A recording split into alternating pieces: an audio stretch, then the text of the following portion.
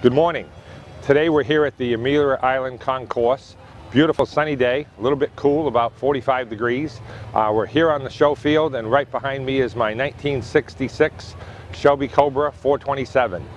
Beautiful example in midnight blue, 4-speed vehicle, rated at 480 plus horsepower.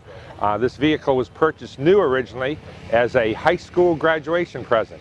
What a great dad. I never had a dad that would buy me a car like this for high school graduation in 1966.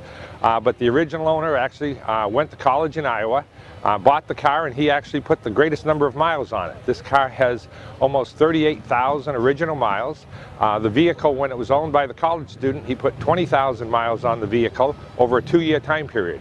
He would drive actually from Iowa all the way back to Massachusetts, about a 1,300-mile round trip, and his average time was about 13 hours per trip.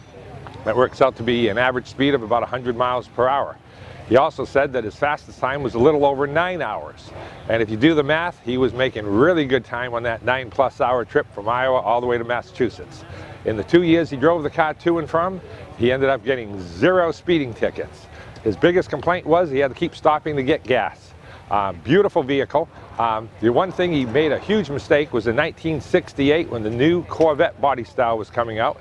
He took his Shelby Cobra down to the local Chevy dealership there in town in Iowa. He traded it in for a brand new 1968 Corvette T-Top.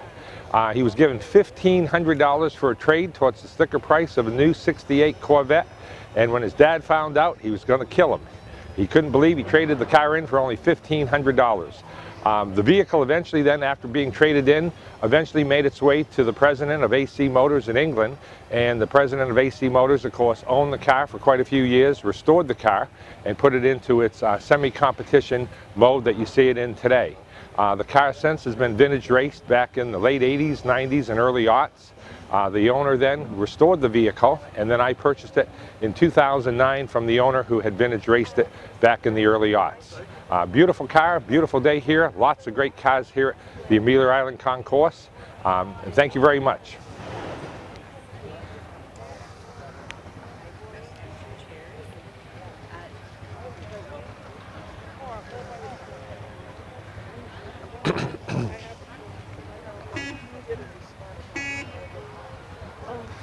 How did that sound? Great. Great. That was really good. I got to tell you, I've seen a lot of work from Ed, but this car came out unbelievable. He did the buff and the polish on it. Man, it is. The clarity of that thing is just beautiful. You can see your reflection here. Oh, absolutely. It's just great. Going to show really good. It's kind of a mixed class of automobiles. 65 to 75 American sports cars and GT cars. You got a 67 Shelby right there.